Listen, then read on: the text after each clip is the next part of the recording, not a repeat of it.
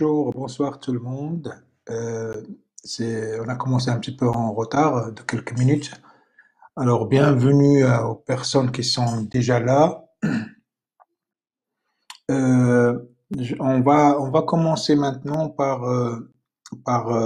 d'abord, je me présente. Je suis Abdelrahim Amraoui. Je suis coach et je suis formateur en développement personnel, mais aussi en conduite de changement.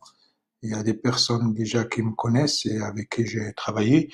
Maintenant, la question qui se pose pour nous, c'était de voir directement euh, par rapport à la situation actuelle que tout le monde, enfin le monde entier est en train de vivre, cette situation de Covid-19 au coronavirus, ou qui nous a effectivement imposé une situation de confinement pour tout le monde. Et avec tout cela, il y a des questionnements, des appréhensions qui font que les gens, du coup, ils ont perdu en fin de compte leur boussole par rapport à ce qui est habituel, ce qui est au quotidien. Alors, je parlais des préalables avant de commencer. Si tout le monde est prêt, d'abord, la première chose, c'est que je voudrais enfin vous proposer de, de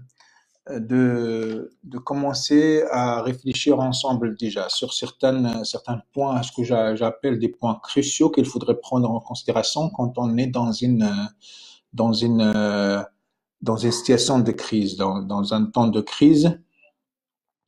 Alors, la première chose qu'il faudrait prendre en considération, c'est d'abord essayer de comprendre d'abord le contexte. On sait très bien que c'est un contexte très compliqué.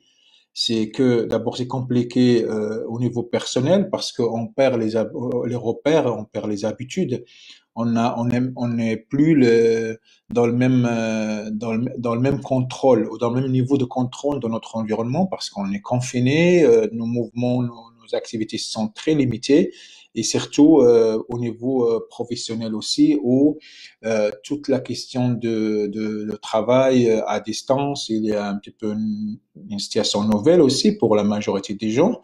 Et c'est pas très évident au niveau professionnel en termes effectivement de concentration, en termes de productivité, mais surtout aussi en termes effectivement d'interaction professionnelle avec les collègues, etc.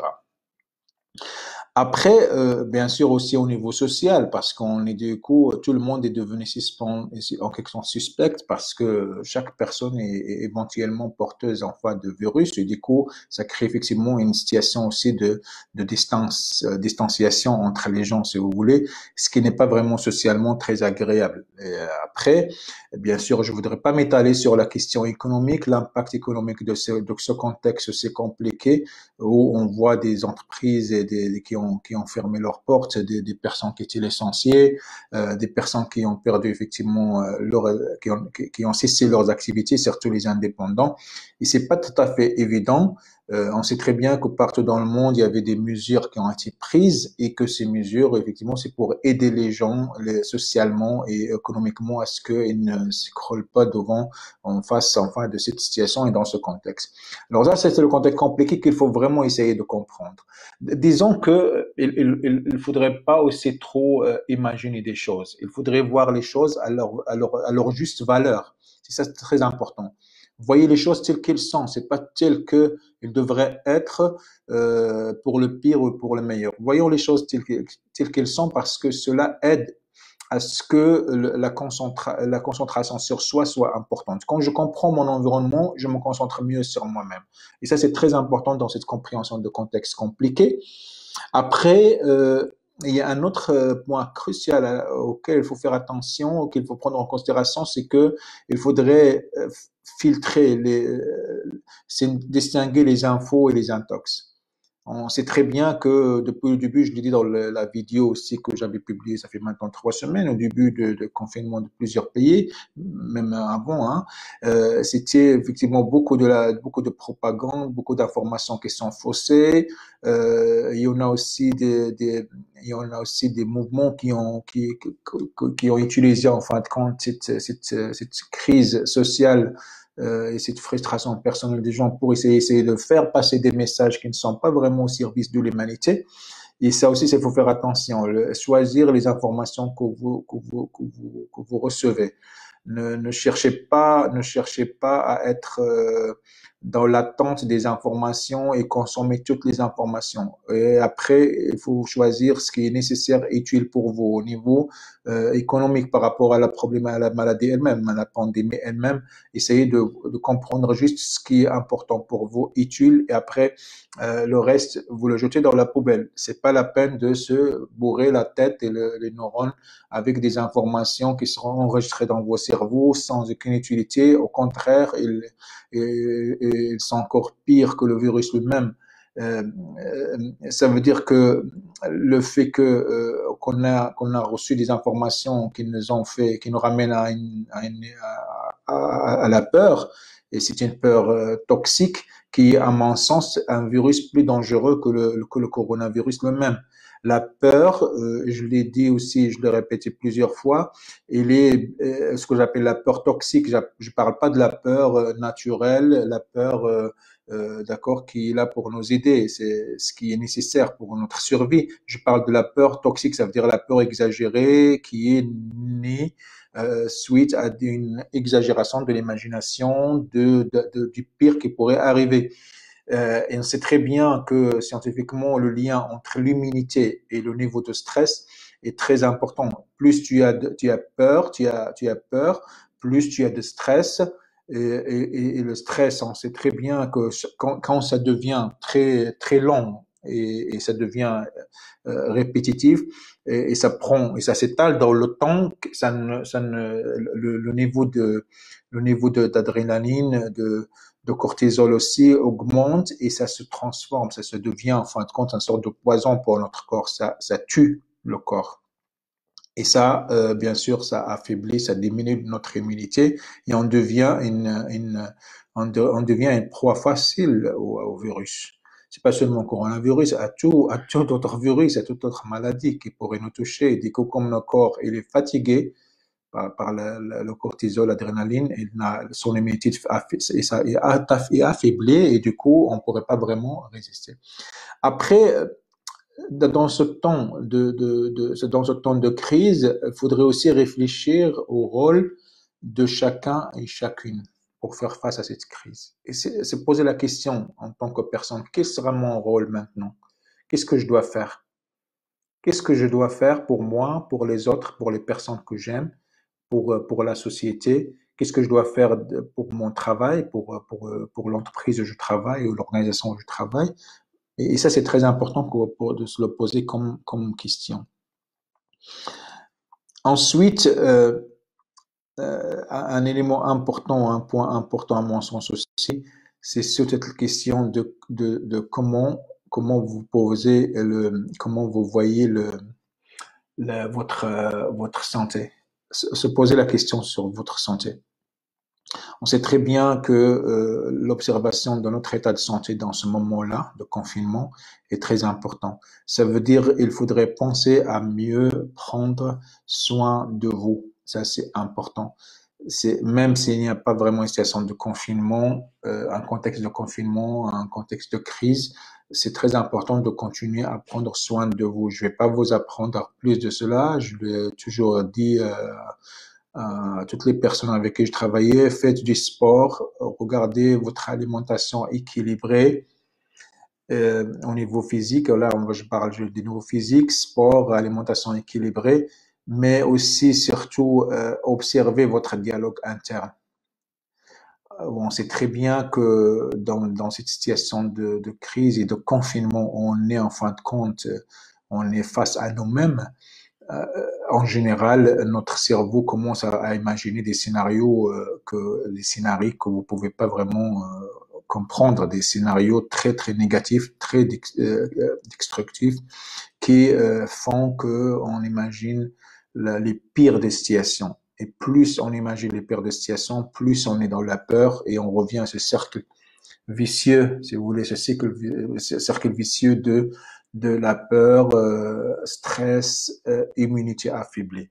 Alors, observez votre dialogue interne. Regardez qu'est-ce que vous pouvez faire avec votre dialogue interne. Si vous avez des pensées ou des images négatives, prenez conscience de ces images ou de ces pensées négatives. Regardez ce qui est négatif, regardez ce qui est vraiment vu et vécu à sa propre, à sa juste valeur, ou est-ce qui est exagéré? En général, notre cerveau, comme sa mission, son travail, sa fonction, c'est de nous protéger. Alors, qu'est-ce qu'elle fait? Elle essaie toujours de nous ramener vers des scénarios très négatifs pour effectivement qu'on prenne notre précaution par rapport à notre environnement. Mais quand cet environnement négatif, il n'est pas visible, parce que c'est facile pour un cerveau de dire dans une forêt, attention, qu'un lion émerge, sort. Tu pourrais l'imaginer et tu peux vraiment prendre une décision, une mesure d'éviter les lieux où tu pourrais trouver un lion. Mais quand ton cerveau te dit que ton environnement, qui est en fin de compte imaginaire, ton environnement autour de toi, où tu vois pas vraiment le risque de façon plus claire, plus visible, le, le, le danger devient en fin de compte une préoccupation psychologique. Du coup, qu'est-ce qui se passe? Ton cerveau, il continue toujours à être sur ses gardes, avec plus de peur, plus de stress, et il y a cette prolongation de stress. Et là, on est vraiment dans une situation qui n'est pas vraiment souhaitable. Alors, observez votre dialogue interne. Si vous avez des pensées négatives, mesurez cela et dites-vous dans quelle mesure vraiment ce que je suis en train d'écouter maintenant, ce que je suis en train de penser est vraiment quelque chose de réel. Et cela, ça vous ramène effectivement à ce que vous commencez à diminuer, à faire diminuer le niveau de dialogue interne négatif et commencer à avoir plutôt un dialogue interne constructif, responsable. Pour cela, c'est vraiment une question psychologique.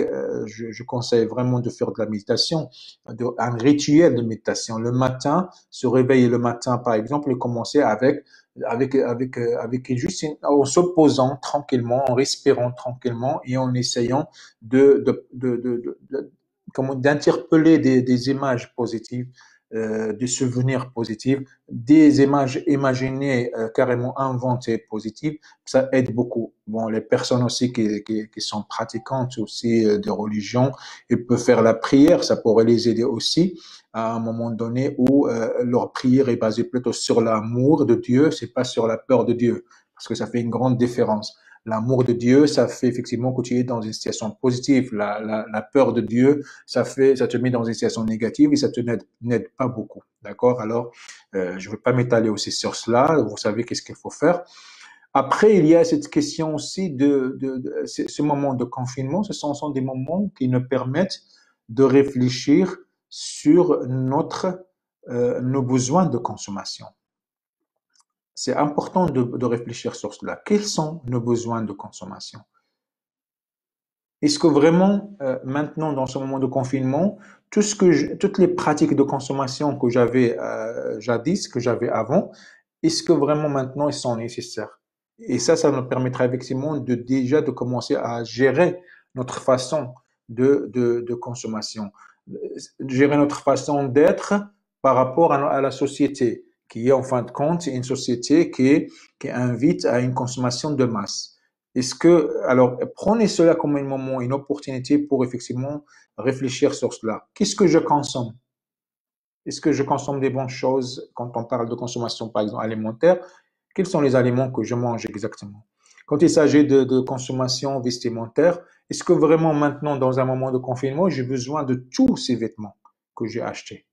Ça, c'est une question aussi qu'il faudrait se le poser et c'est important aussi de la prendre en considération dans ce moment de réflexion. Après, combien je dépense pour mes besoins de consommation? Où je consomme? Maintenant, comment vous faites? Reposez-vous cette question. Comment vous faites maintenant dans ce moment de confinement? Est-ce que vous avez la possibilité vraiment de consommer comme vous faisiez avant? Est-ce que c'est nécessaire vraiment ce que vous faisiez avant? Voilà, c'est juste une question, un questionnement que je vous pose effectivement à vous poser à vous-même. Je vous invite à vous poser ce type de questions. Et après, on reviendra effectivement pour discuter autour de cela. Après, un autre élément important, un point crucial pour moi, c'est la question de comment peux en profiter de ce moment-là pour passer plus de temps avec les personnes que tu aimes ou les personnes qui comptent pour toi, les amis mais aussi les familles, la famille, les enfants si vous êtes marié et si vous avez des enfants, bien sûr, ou si vous êtes seulement en couple, euh, passez de temps avec les personnes qui comptent pour vous et les personnes que vous aimez. Maintenant, si vous permettez, je voudrais qu'on parle je vous propose, enfin, euh, je vous propose de réfléchir sur 5 habitudes ou 5 pratiques, à mon sens, que vous pouvez enfin développer, observer pour tirer effectivement profit de cette situation de crise qui est actuelle. Ce sont les 5 habitudes que je pratique moi-même et que j'applique, que j'observe et que je vous conseille. D'accord. Après, vous pouvez bien sûr élargir votre champ de connaissances par rapport à d'autres habitudes que vous pouvez enfin effectivement identifier ailleurs et surtout les appliquer, les observer, les pratiquer. C'est ça le plus important. Si vraiment je parle d'habitude, quand on parle d'habitude, ça veut dire faire une chose de façon continue, de la même façon et à chaque fois dans le même temps et dans le même espace. C'est ça une habitude. Et une habitude, c'est son équivalent dans notre cerveau, c'est un neurone qui est porteur de cette habitude qui est en réalité une information pour le cerveau. Et quand ça devient une habitude, ça veut dire qu'elle est bien ancrée dans notre cerveau. Il devient vraiment presque impossible à ce que le cerveau vraiment la lâche. Si c'est une bonne habitude, vous savez que ça vous ramènera avec des bons résultats dans votre vie, dans le niveau où ça concerne, en fin de compte, qui est concerné par cette habitude. Alors, la première habitude dans ce temps de confinement, et que vous pouvez enfin continuer même après. Je disais tout à l'heure, j'étais en train de dire qu'il y aura un avant et un après le coronavirus. Et il faut qu'on soit vraiment très conscient de cela. Regardez les choses à leur juste valeur.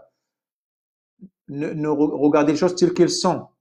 N'essayez pas d'imaginer ni le pire, ni le moindre, d'accord? Essayez de prendre les choses, regardez les choses telles qu'elles sont, à leur juste valeur. C'est comme ça que vous pouvez vraiment vous en sortir dans cette situation de confinement, situation de crise à tous les niveaux, personnel, professionnel, social, économique, etc. Alors, la première chose, c'est d'abord de reconnaître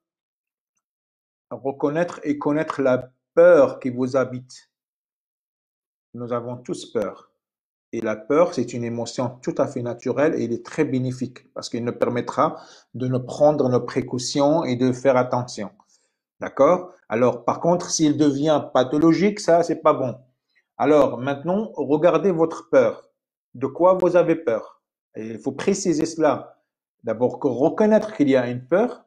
D'accord? Parce que si tu dis non, moi, j'ai pas peur alors que tu trembles à l'intérieur, tu n'es pas bon. Là, tu es en train d'être hypocrite avec toi-même et avec les autres. Ressens, reconnais qu'il y a une peur si tu as une peur. C'est tout à fait naturel. Mais surtout, connaître cette peur. Il faut la connaître et on va voir comment. Et la connaître, ça veut dire la bien préciser. Alors, la première chose qu'il faut faire d'abord, une fois que tu reconnais d'abord que tu as une peur, si tu ne reconnais pas qu'il n'y a pas une peur, tu ne peux pas la connaître parce que tu ne reconnais pas, tu considères qu'il n'existe pas, alors que s'il existe en réalité, alors c'est pas vrai ce que tu racontes. Alors, d'abord, identifier, entrer en contact.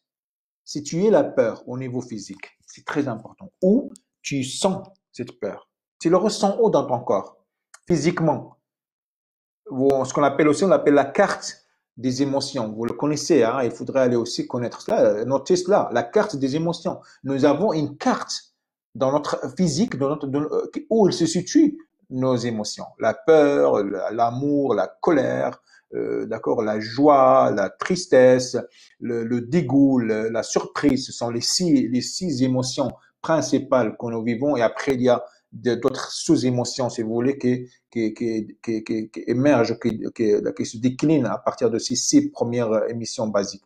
Alors, la peur, c'est une émotion très basique, d'accord, importante. Regardez où ça se situe dans votre corps.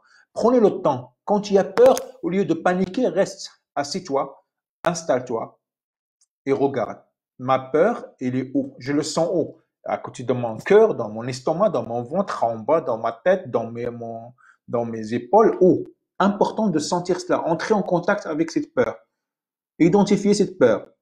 Quelle partie de votre corps comment dire là, qui héberge, si vous voulez, qui héberge la peur. cette peur. Après, vous allez enfin essayer de mesurer cette peur, d'accord, cette sensation de peur, ou disons d'essayer de préciser, mesurer le niveau de la peur, d'accord? C'est-à-dire avec par exemple, une échelle entre 1 et 5. Entre 1 et 5, 1 le plus faible et 5 plus élevé. La sensation de la peur, quand il est faible, vous lui donnez un niveau 1. Et quand il est élevé, très élevé, vous donnez un niveau 5. Et après, vous regardez entre les deux. Après, une fois que vous avez fait cela, le troisième étape qu'il faudrait faire, et ça c'est un travail qui doit être enfin un processus qu'il faudrait qu'il devienne habituel, ok? Maintenant, on est en train de voir un petit peu comment faire. Maintenant, une fois que tu as identifié cette peur au niveau physique, tu l'as apprécié, tu l'as donné un niveau, tu as essayé de mesurer ou préciser son niveau entre 1 et 5.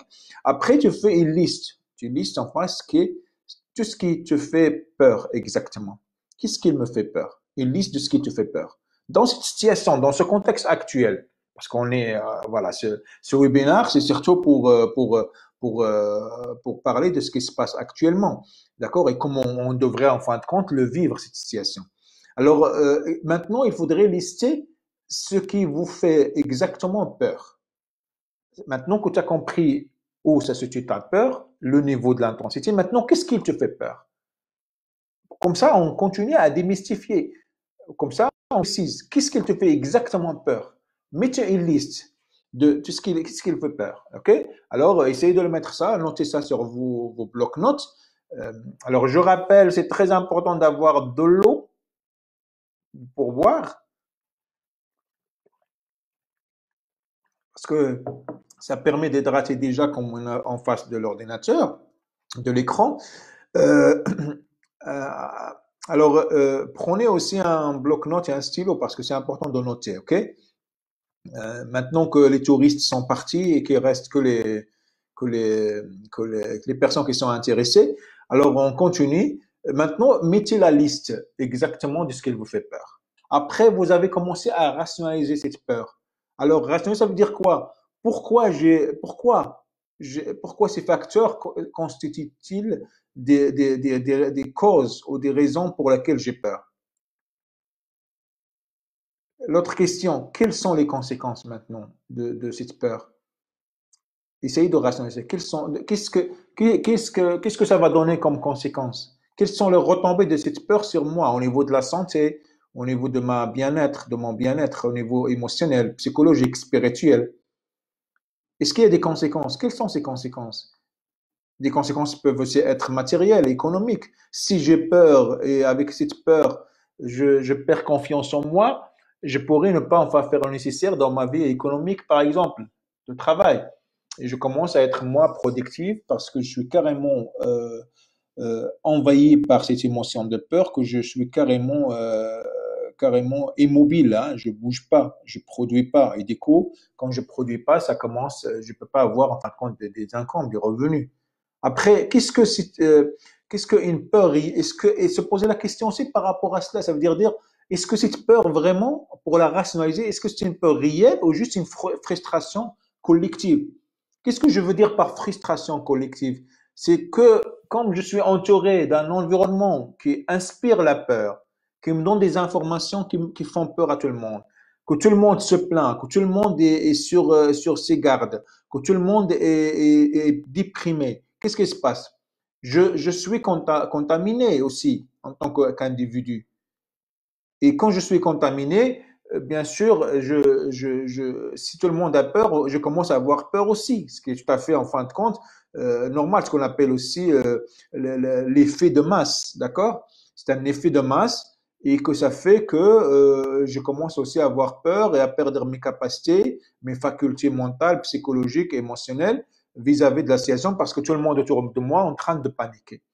Et alors, se poser la question, est-ce que vraiment cette peur est justifiée? Est-ce que vraiment tout ce que dont j'ai peur, vraiment ça va se passer? Ou se passe? Regardez-vous directement. Est-ce que ça se passe? Quel est le problème? Ou peut-être tout cela, c'est juste c'est un effet d'imagination de mon cerveau et de l'influence dans mon environnement. Maintenant, la deuxième habitude actuelle, deuxième habitude qu'il faudrait peut-être enfin prendre, observer et pratiquer aussi pendant ce temps de crise, c'est de gérer les informations reçues. Donc, j'en ai parlé carrément au début dans les préalables, mais je crois que c'est très important de gérer les informations reçues. Ça veut dire quoi? Ça veut dire qu'il faudrait avoir un certain contrôle sur les informations que vous consommez. Choisissez le minimum d'informations utiles et éviter surtout de se laisser faire par les médias et la propagande. Ça, c'est très important. Je ne suis pas en train de vous apprendre de nouvelles choses par rapport à cette question de l'information.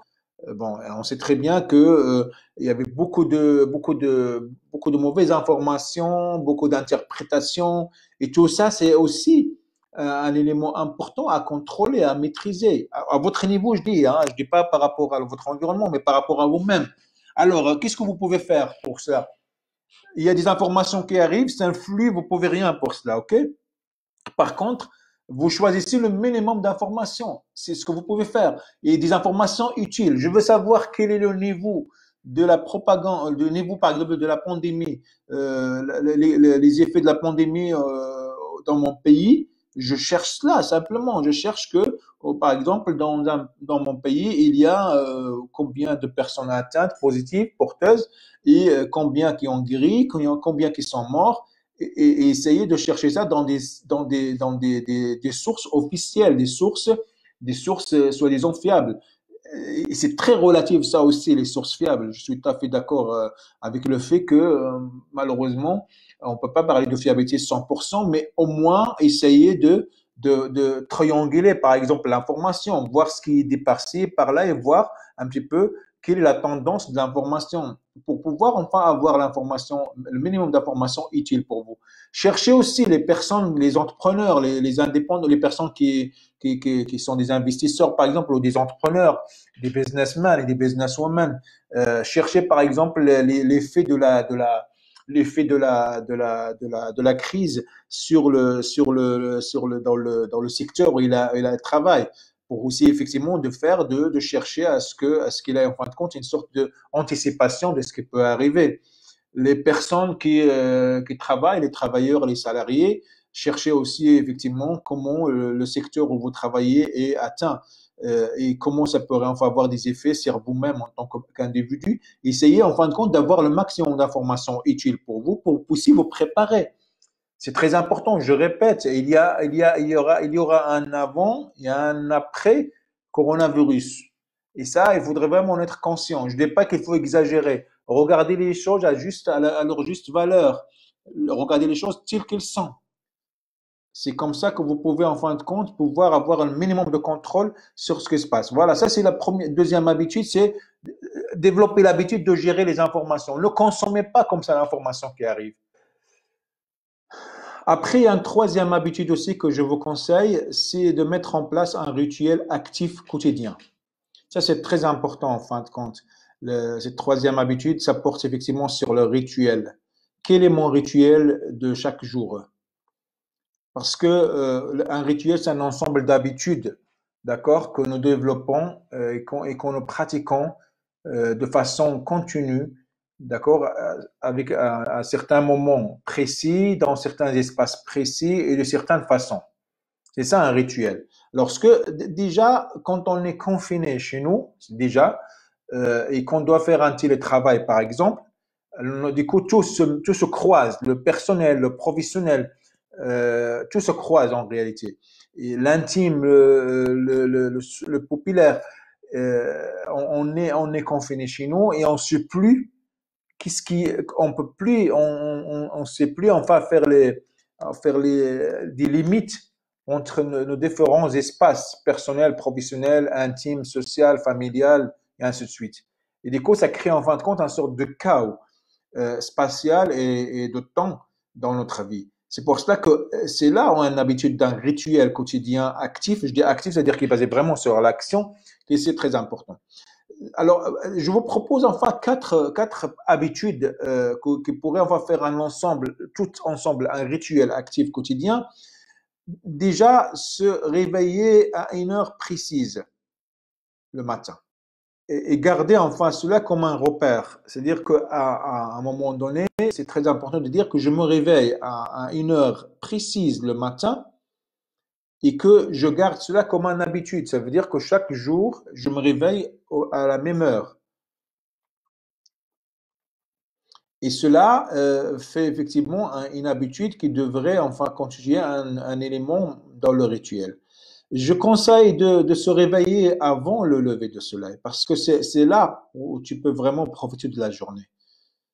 Ce sont des moments très très intimes où tu pourrais vraiment te réveiller le matin tôt avant le lever de soleil parce qu'après le lever de soleil c'est un petit peu trop tard à mon sens, mais vraiment se réveiller le matin très tôt.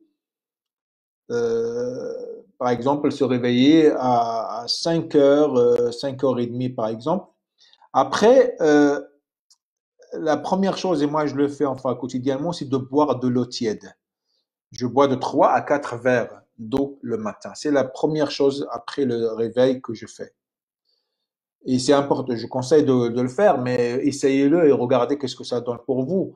Mais pour moi, ça a donné vraiment ça a donné des bons résultats au niveau de la santé d'Isa.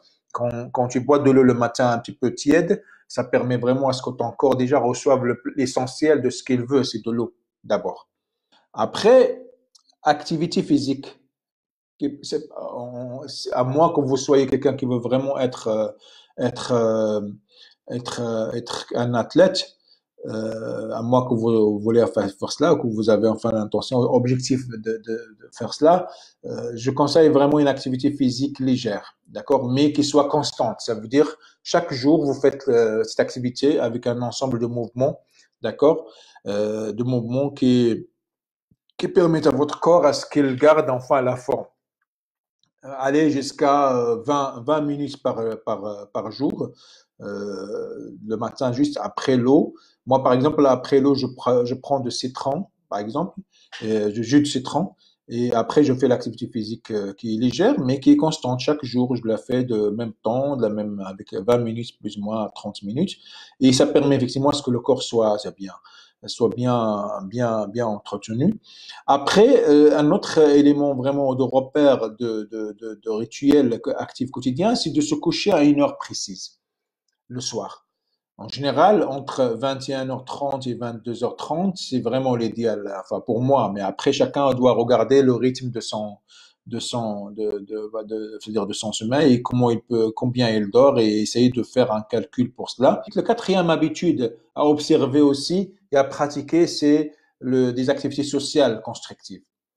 Par exemple, si vous êtes marié avec les enfants, par exemple, si vous avez des enfants, c'est très important de créer, de mettre en place un ensemble d'activités sociales qui soient constructives où les enfants apprennent des choses, où tu apprends à connaître tes enfants, où tes enfants apprennent aussi à te connaître, ou si vous êtes avec d'autres membres, si vous n'êtes pas marié, vous n'avez pas d'enfants, avec d'autres membres de la famille, par exemple, le temps de repas, partager les activités ludiques, les réunions familiales. Ce sont des choses que nous avons perdues. Je crois que c'est important de développer cette habitude pour comme ça, après, ce sont des habitudes qui doivent rester dans le temps. C'est important. Développer des habitudes qui restent dans le temps. On est tellement absorbé par le travail qu'on ne pense pas à nos familles. Et maintenant, actuellement, dans le temps de confinement, on se trouve toujours avec nos familles et où on doit travailler.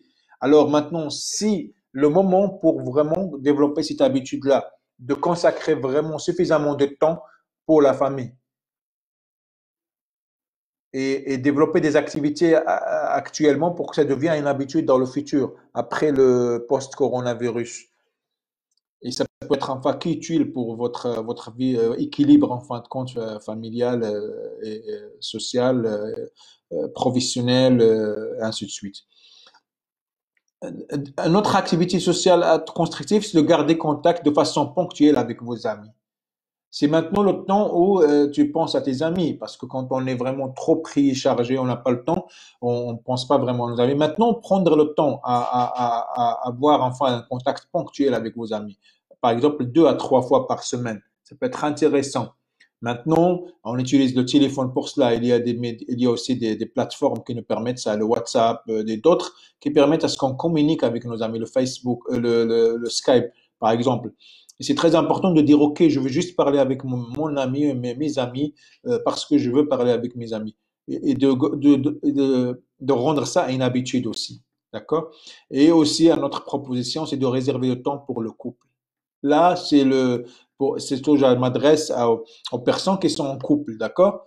Euh, Ça veut dire essayer d'avoir de temps. Si vous habitiez ensemble, alors là, c'est une bonne chose parce que là, vous êtes sur le même toit. Alors, gardez de temps, réservez de temps pour cela.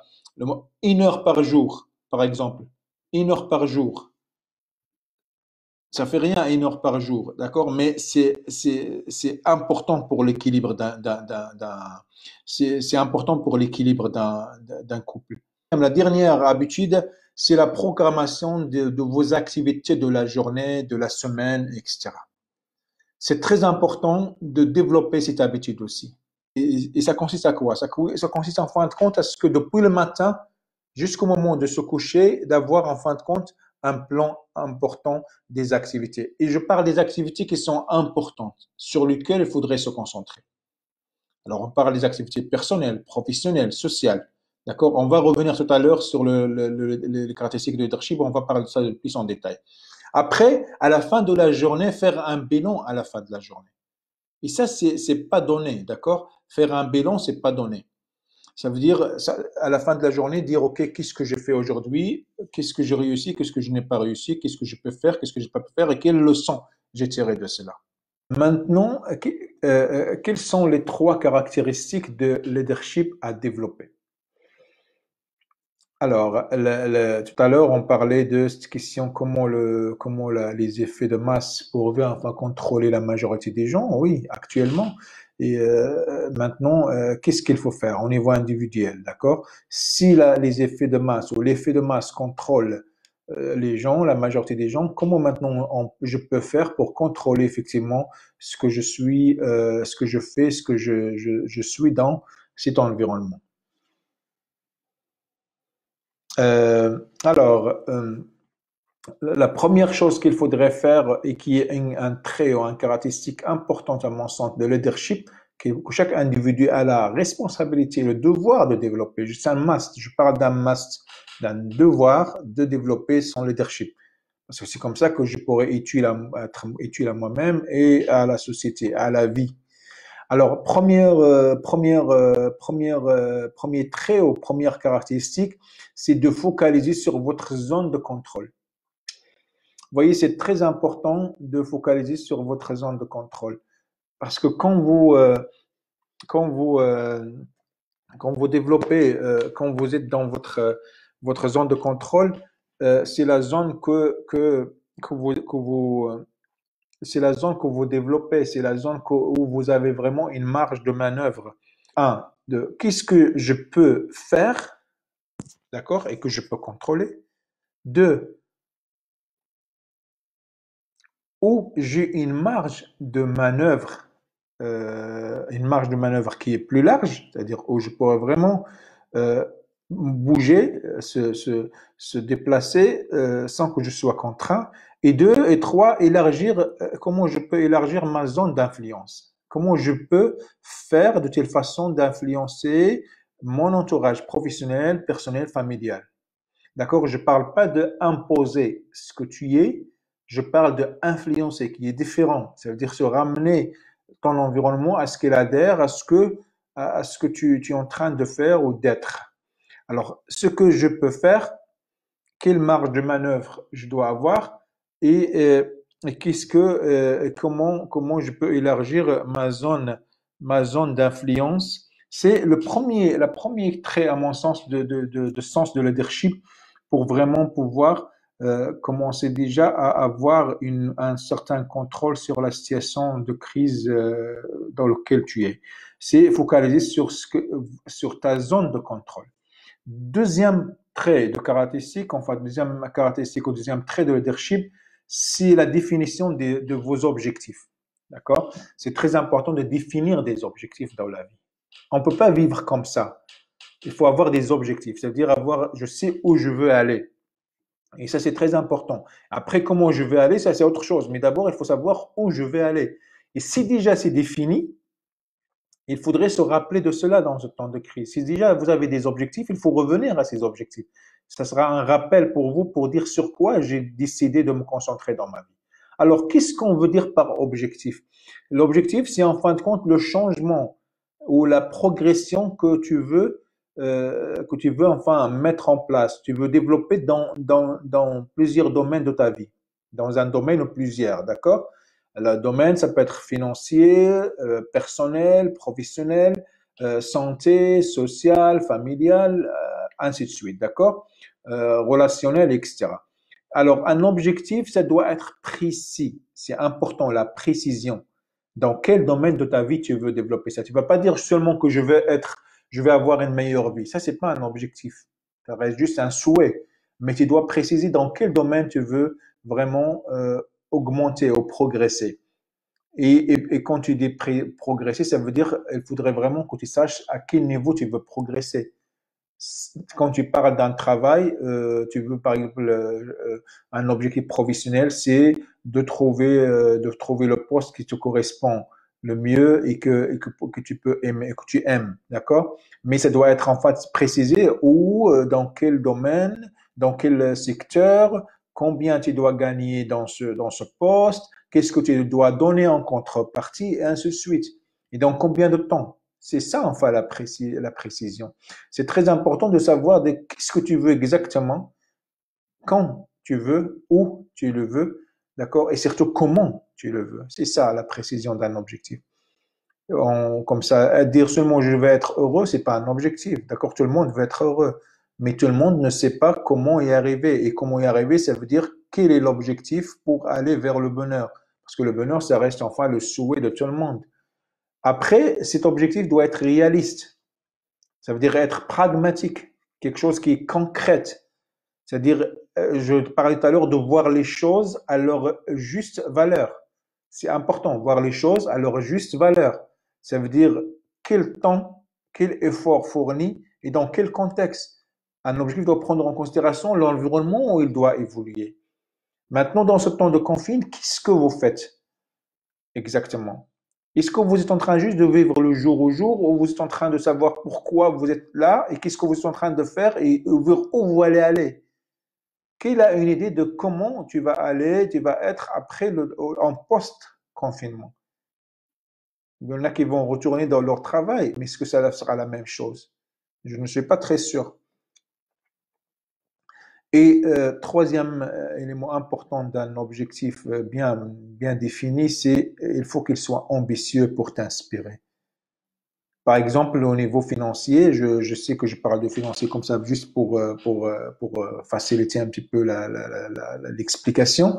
Un objectif financier, ça peut être par exemple que je gagne, je sais pas quoi, euh, euh, soit 600 000 euros par année ou je sais pas quoi, ou 7 millions de dirhams si on est au Maroc, par exemple, par année. Ça, c'est un objectif. Mais après, il faudrait d'abord déjà vérifier, le préciser, mais surtout voir est-ce que c'est vraiment réaliste et pragmatique par rapport à ta situation actuelle. Mais il faut qu'il soit vraiment ambitieux. Ça veut dire il faut vraiment qu'il t'inspire. Alors, si tu dis par exemple que maintenant, si je suis en train de toucher comme salaire, par exemple, annuel, je sais pas quoi, j'ai 200 000 dirhams ou 20 000 euros par année, est-ce que dans 2 ans, je pourrais prétendre à un objectif de, par exemple, 100 000 euros par année ou 1 million de dirhams par année, par exemple? Je sais pas, euros, dollars, ok? Et c'est ça, enfin, un objectif ambitieux. C'est un objectif qui te permet, en fin de compte, d'accord, de viser comment dire, les étoiles pour toucher la lune, en quelque sorte. Et c'est très important d'être ambitieux parce qu'un objectif qui n'est pas inspirant, il ne va pas te permettre vraiment, il ne va pas t'attirer. D'accord? Et c'est ce que l'erreur que font la majorité des gens, c'est que soit ils précisent un objectif très élevé, soit soit ils précisent un objectif très très bas et ça les aspire pas. Définir un objectif, ça veut dire aussi, il faut qu'il soit accompagné d'actions claires. C'est très important d'avoir des actions claires, des actions planifiées. Et surtout, ces actions, ils doivent être dotés de ressources personnelles, intellectuelles, financières, etc. Un objectif sans action claire, ça veut dire sans se poser la question, qu'est-ce que je dois faire pour atteindre mon objectif? C'est pas vraiment un objectif que tu pourrais atteindre. Un objectif sans action, il ne peut pas être vraiment réalisé. Alors, c'est très important de préciser quelles sont les actions que tu veux faire de façon claire et que tu dois planifier avec les ressources nécessaires. C'est par exemple, tu es en relation de couple qui est difficile, ton objectif sera par exemple d'améliorer cette relation de couple de telle façon qu'elle soit axée ou basée sur l'amour, le respect, la confiance, la communication par exemple. Maintenant, qu'est-ce que tu dois faire toi d'abord en tant que personne, en tant qu'individu de ta part? Au niveau de cette question, qu'est-ce que tu dois faire en termes de respect? Quelles habitudes tu dois développer? Quel comportement? Quelles habitudes tu dois développer en termes de communication avec l'autre? Quelle habitude tu dois développer? Quelles actions tu dois développer, par exemple, en termes de confiance dans l'autre? Est-ce que peut-être il faudrait travailler d'abord sur sa confiance en soi? Alors, qu'est-ce qu'il faut faire? Est-ce qu'il faut chercher, suivre des formations? Il faut être coaché, il faut lire des livres euh, pour préciser comment travailler sur sa confiance en soi, pour pouvoir faire confiance à l'autre, et ainsi de suite. Faut peut-être enfin chercher aussi à jouer le jeu de la transparence. Ça peut être aussi une bonne habitude aussi. Ce sont des actions. Si tu ne le fais pas, tu ne peux pas prétendre améliorer ta relation de couple, par exemple. Après, un autre élément important de la définition d'un objectif qui soit vraiment qui soit bien défini, c'est le développement de tes connaissances dans le domaine de tes objectifs. Par exemple, si tu as un objectif financier, tu dois par exemple apprendre sur comment gérer vos finances, tes finances. Comment, si tu veux par exemple s'investir dans la bourse, il faudrait aller sur la bourse. Si tu veux t'investir dans l'immobilier, il faut s'investir dans l'immobilier. Si par exemple, tu as un objectif professionnel d'être le meilleur et de progresser, par exemple, de développer ta carrière dans ton travail en tant que salarié, employé, à ce moment-là, il faudrait que tu développes effectivement, tu apprends, tu développes les connaissances en matière de développement de carrière, tu développes ta connaissance dans le domaine, dans le thématique de ton poste. Si tu es comptable, tu dois continuer dans la comptabilité à améliorer. Si tu es dans les ressources humaines et ainsi de suite. Si tu es fait un métier concret, très, très, très manuel, tu dois aussi améliorer tes connaissances dans le domaine pour que tu puisses enfin évoluer. Ça veut dire qu'aujourd'hui, en termes de connaissances, aujourd'hui, actuellement, au XXIe siècle, l'ignorance, c'est un choix. L'ignorance, c'est un choix. Si tu es ignorant, crois-moi, c'est un choix. Parce qu'il y a maintenant l'accès à l'information, à la connaissance, de façon très, très, très élargie. Alors, si tu fais rien dans ce sens, c'est un choix alors que tu avais fait. Parce que l'ignorance avant était vraiment une obligation, parce que les gens n'avaient pas vraiment accès à l'information. Maintenant, nous avons accès à l'information, à la connaissance. Alors, qu'est-ce qui te reste à faire? C'est d'aller le chercher. Si tu ne le fais pas, c'est que tu as choisi l'ignorance. Voilà, c'est ce que je veux dire par ça. Et un autre élément important quand tu veux définir tes objectifs, ne pense jamais en termes de je fais ça ou je fais ça. Je développe ma vie professionnelle ou je développe ma vie familiale. C'est-à-dire, je dois me concentrer sur une de ces vies, familiale ou professionnelle, financière ou sociale. Ça, c'est une façon, quand on dit ou je fais ça ou ça, c'est une façon erronée de faire les choses. Si tu veux vraiment améliorer ta vie, et dans ce moment de confinement, il faudrait vraiment se poser et réfléchir sur cela. Comment je peux faire pour avoir à la fois ma vie, améliorer ma vie, par exemple professionnelle et ma vie familiale? Et c'est possible. Il faut penser en termes de et, e-t, wa. C'est pas ao ou non. Et c'est important de réfléchir. C'est comme ça que tu pourrais avancer dans ta vie. Et tu crées un équilibre. Je fais ça et ça et ça. C'est pas que je fais ça ou ça ou ça. Et réfléchis à cela. Il y a une grande différence entre les deux façons de faire. Ce qu'on appelle des paradigmes. D'accord? Après, alors ça c'est en termes bien sûr d'objectifs. On a dit focaliser sur votre zone de contrôle, définir vos objectifs ou s'ils sont définis, de se rappeler de cela dans ce moment de confinement pour revenir à cela et corriger en fin de compte le gap et surtout redévelopper ou développer ta boussole vers l'amélioration de ta vie. Et troisième chose, c'est réfléchir sur votre mission, sur votre mission dans la vie. C'est très important de réfléchir sur ta mission dans la vie. Ça veut dire, quand on dit une vision dans la vie, ça veut dire quoi, à votre avis? Je pose une question. Qu'est-ce qu'on veut dire par une mission? C'est une raison d'être, mais qu'est-ce que ça veut dire?